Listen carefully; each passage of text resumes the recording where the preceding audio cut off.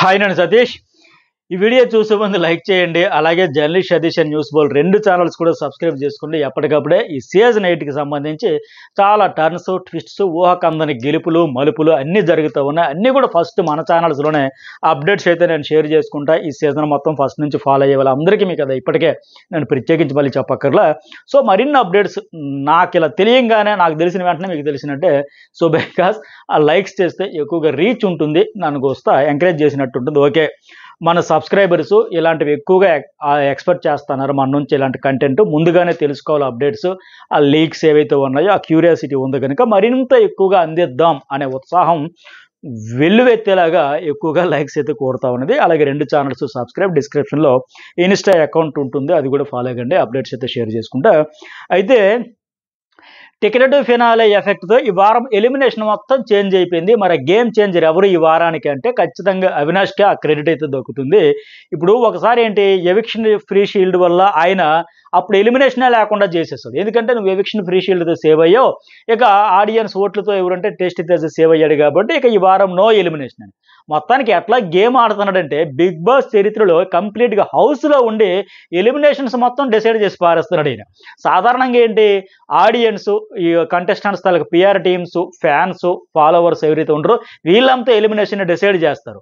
తమ ఫేవరెట్ కంటెస్టెంట్కి ఓట్లు వేయడం, తమ ఫేవరెట్ కంటెస్టెంట్ నామినేషన్ లేకపోతే తనకు హౌస్లో ఎవరైతే ఫ్రెండ్ ఉంటారో వాళ్ళు నామినేషన్ ఉంటే వాళ్ళకి ఓట్లు వేయడం, లేదా తమ ఫేవరెట్ కంటెస్టెంట్కి ఎనిమిస్ ఎవరైనా ఉంటే వాళ్ళు ఓటింగ్లో వస్తే వాళ్ళని ఖచ్చితంగా పంపించాలంటే అంతకంటే ముందు ఎవరైతే ఉన్నారో కొద్దిగా బొటాబొటీగా వాళ్ళకంటే టఫ్ ఫైట్ ఉందో వాళ్ళకి ఓట్లు షేర్ చేసి అనుకున్న కంటెస్టెంట్ని ఎలిమినేట్ చేయాలంటే ఇంకో కంటెస్టెంట్కి అభిమానం లేకపోయినా ఓట్లు షేర్ చేసి ఇట్లా రకరకాల గేమ్ ఆడి మొత్తం ఎలిమినేషన్ డిసైడ్ చేసేది ఎవరు? ఫ్యాన్స్, జనరల్గా బిగ్ బాస్ ఆడియన్స్, అలాగే పిఆర్ టీమ్స్, ఫ్యామిలీ మెంబర్స్, వీళ్ళందరూ డిసైడ్. ఫ్యామిలీ మెంబర్స్ ఏమో తక్కువ, కాకపోతే వాళ్ళు చేసే ప్రచారం ఎక్కువ ఉంటుంది కదా. పిఆర్ టీమ్స్ కావచ్చు, లేకపోతే పాంప్లెట్స్ కావచ్చు, సోషల్ మీడియాలో కావచ్చు, రకరకాల కాలేజీలకు పోయి క్యాంపెయినింగ్ చేసుకునేది రకరకాలుగా చేస్తాం. ఇవన్నీ డిసైడ్ చేస్తే అవినాష్ మాత్రం చరిత్రలో ఫస్ట్ టైం ఎన్నిసార్లు ఇలా మారుస్తాడు ఎలిమినేషన్ని, హౌస్లో ఉండే మార్చేస్తున్నాడు. ఈ వారం కూడా అట్లాగే జరిగింది. అయితే మరి ఇతను టికెట్ ఫినాలే గెలుచుకున్నాడు కనుక ఇతడికి నో ఎలిమినేషన్ అనేది నేను అనుకుంటున్నాను. అతడైతే ఎలిమినేషన్ గంట నుంచి గట్టెక్కిపోయినట్టుగా నో డౌట్ ఖచ్చితంగా సేవ్ చేసేస్తారు. ఎందుకంటే ఆయన అర్హుడే. మరి ఊరికే టికెట్ ఫైనల్ ఊరికే ధూమ్ మంత్రకాలని గాలిలో ఇలా మంత్రదానం తిప్పగానే వచ్చేలేదు కదా. కష్టపడ్డాడు, ఆ కండబలమో బుద్ధి బలమో ఉపయోగించాడు. ఆడాలి, గెలుచుకోవాలి, టాప్ 5లో ఉండాలి. ఎందుకంటే 13 వారాలు, అప్పుడే 13 వారం వెళ్ళిపోయి ఇప్పుడు 13 వారం వెళ్ళిపోతానేమో డౌట్ వేస్తుంది, భయం వేస్తుంది అనేసి ఆ ఏంటిది స్కిట్స్ చేసేటప్పుడు, ఎంటర్టైన్మెంట్ టాస్క్లో ఫన్ క్రియేట్ చేసేటప్పుడు ఎఫెక్ట్స్ అన్నీ పెడుతున్నాడు. ఎక్కడో ఒక ఆడియన్స్కి హార్ట్కి టచ్ అవ్వకపోతుందా, నా ఎఫర్ట్స్ని గుర్తించకపోతారా, నన్ను సేవ్ చేయకపోతారా, ఓట్లు వేయకపోతారా అనే దశలో. అట్లాగే టికెట్ ఫైనల్ కూడా 100% ఎఫర్ట్స్ పెట్టేది గెలుచుకున్నాడు కనుక డిజర్వే.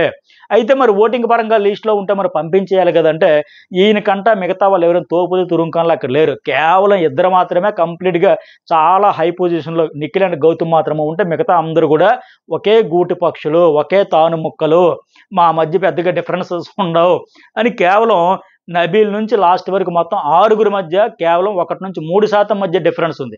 నబీల్ కూడా గౌతమ్ అండ్ నిఖిల్తో కంపేర్ చేస్తూ కొన్ని పక్కన పెడితే మిగతా 5 కూడా కేవలం 1-2% మాత్రమే ఓటింగ్ ఉంది.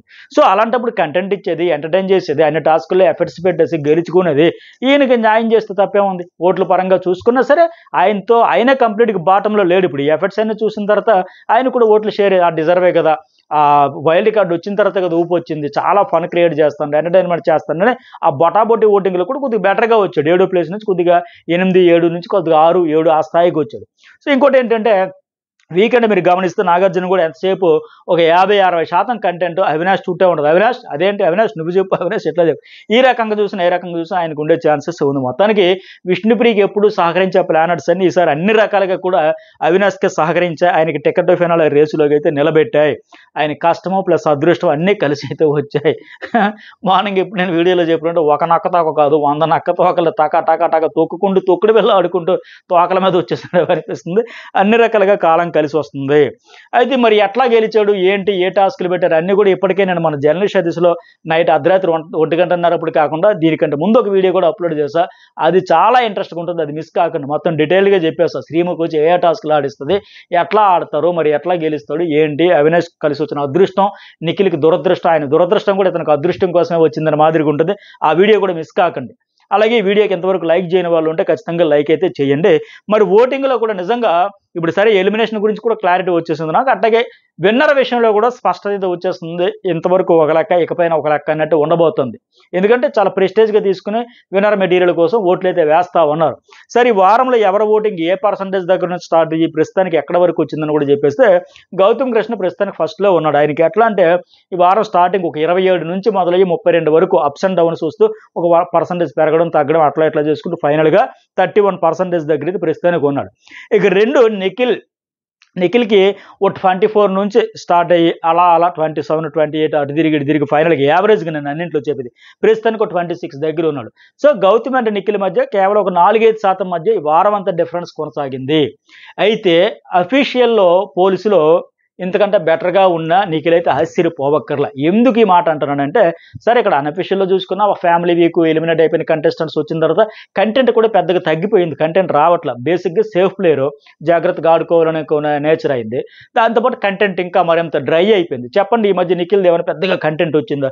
నిన్న టాస్క్ ఆడాడు, ఆ టాస్క్లో చిన్న దెబ్బ తగిలింది. తర్వాత ఇవాళ మనం లైవ్లో ఎపిసోడ్లో చూడబోతున్నాం తప్ప కంటెంట్ కూడా తగ్గిపోయింది. అయితే అన్అఫీషియల్లోకి అఫీషియల్కి ఇతడు ఓటింగ్ పర్టికులర్గా ఇతడికి నిఖిల్కి సంబంధించి డ్రాస్టిక్ చేంజెస్ కూడా ఉంటాయి నా అంచనా ప్రకారం, నా అనాలిసిస్ ప్రకారం. ఎందుకంటే ఇతనికి జరుగుతున్నది పాన్ ఇండియా ఓటింగ్.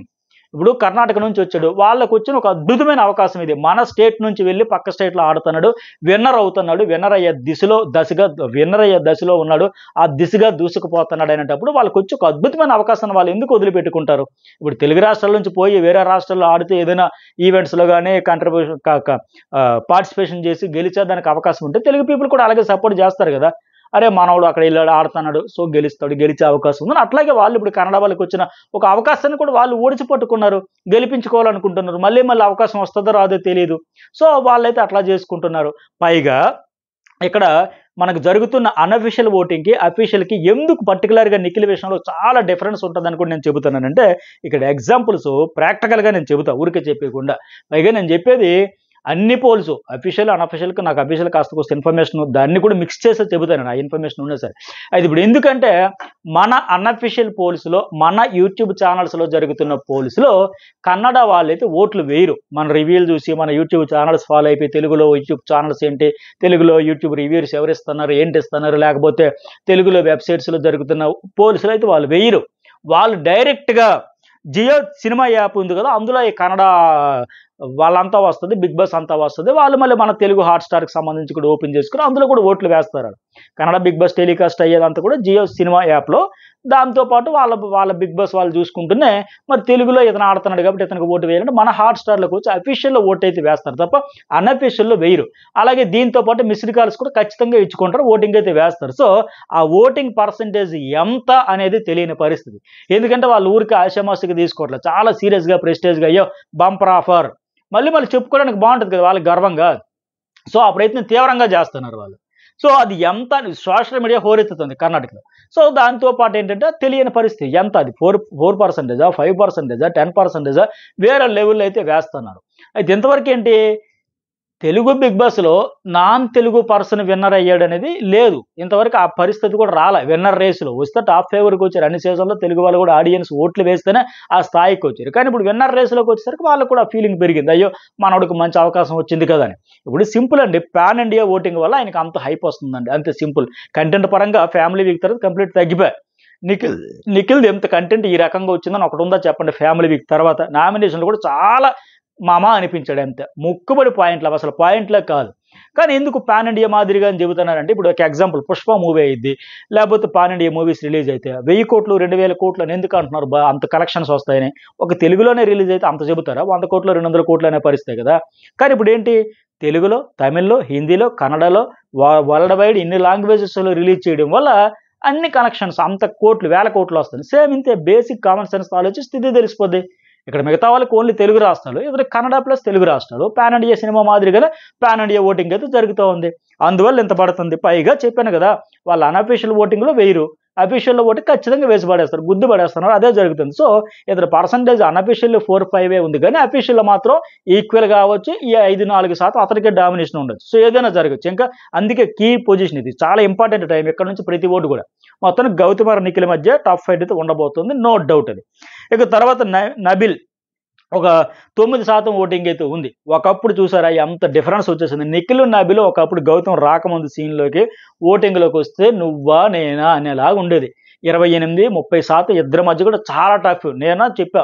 మార్నింగ్ ఓటింగ్‌లో నబీల్ 30%తో దూసుకుపోయాడంటే ఈవినింగ్‌కి వచ్చేసరికి నిఖిల్ 30%తో క్రాస్ చేసేసాడు. మళ్ళీ మార్నింగ్ వచ్చేసరికి నబీల్ 29 వస్తే ఈయనేమో 30 ఉండేది. ఆయన 29 వస్తే ఈయన అట్లా ఉండేది. అంత టఫ్ ఉండేది. ఇప్పుడు డిఫరెన్స్ చూస్తే ఏకంగా ఇద్దరి మధ్య నబీలు, నిఖిల్ మధ్య 15% కనిపిస్తుంది. నిఖిల్ ఆ గ్రాఫ్ అలా కంటిన్యూ చేసుకుంటూ పెంచుకుంటూ అలా ఉండిపోతే ఇంకా పెంచుకుంటే నబీల్ అయితే తగ్గిపోయింది ఏకం. మెయిన్ ఆయన బ్యాడ్ లక్ ఏంటంటే ప్రేరణతో దూరం పెట్టాలంటే నిఖిల్ అక్షరం తప్పకుండా తూచ తప్పకుండా పాటిస్తున్నాడు. వాళ్ళ అమ్మగారు చెప్పిన తర్వాత. బట్ నబీల్‌కి అది చెప్పింది లేదు. ఆయనకి తెలియక ఎంతసేపు బ్యాక్ బిచ్చింగ్.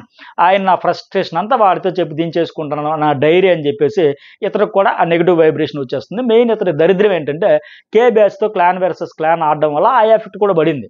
సో మూడో ప్లేస్‌లో నబీల్ అయితే ఇలా వచ్చేసాడు. ఈ నబీల్ తర్వాత మిగిలిన వాళ్ళందరికి కూడా ఒక 9-6% ఇతనికి 9 ఉంటే మిగతా వాళ్ళందరికీ 6 లీస్ట్ అనుకుందాం. పోనీ 9కి 6% మధ్యలో 6 ఉన్నారు ఏకంగా.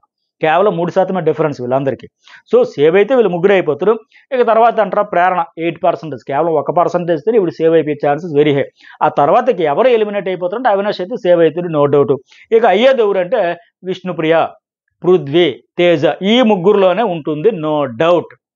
ముగ్గురులో ఏ ఇద్దరైనా వెళ్ళిపోవచ్చు. ఎవరు వెళ్ళిపోయినా వేరే వాళ్ళకైతే ఓట్లు షేర్ అయితే మరి ఆ ఇద్దరు జంటనే పంపించేస్తారా, వాళ్ళ బ్రేకప్ చేస్తారా చూడాలి. ఇద్దరిలో విష్ణుప్రియ అండ్ పృథ్వీరాజ్ ఇద్దరిని కలిపి పంపించినా ఆశ్చర్యపోకర్లే. లేకపోతే వాళ్ళిద్దరిలో ఒకరిని పంపించి మీకు ఇక బ్రేకప్ అని చెప్పేసి ఒక టేస్ట్ తేజానో, ఆ విష్ణుతో టేస్ట్ తేజ లేదా పృథ్వీ టేస్ట్ తేజ ఎలా కాంబినేషన్ మొత్తానికి వీళ్ళ ముగ్గురులోనే వెళ్తారు. నాకు ఏ వీళ్ళు ఎవరెవరు రెడీ అవుతాయో ఎవరు అవ్వలేదో కూడా ఫుల్ క్లారిటీ ఉంది. సరే మార్నింగ్ వీడియోకి ఫుల్ క్లారిటీతో పక్కా అప్డేట్స్ అయితే ఇచ్చేస్తా. మరి వీడియో చూసిన వాళ్ళు కూడా చూసిన వాళ్ళు కూడా లైక్ చేయండి, కామెంట్ చేయండి. ఇంతకుముందు వీడియో మిస్ అయిన వాళ్ళు కూడా ఒకసారి journalist Satish and news ball ఛానల్స్లో అప్డేట్స్ ఉన్నాయి, మిస్ కాకుండా చూడండి. Thank you.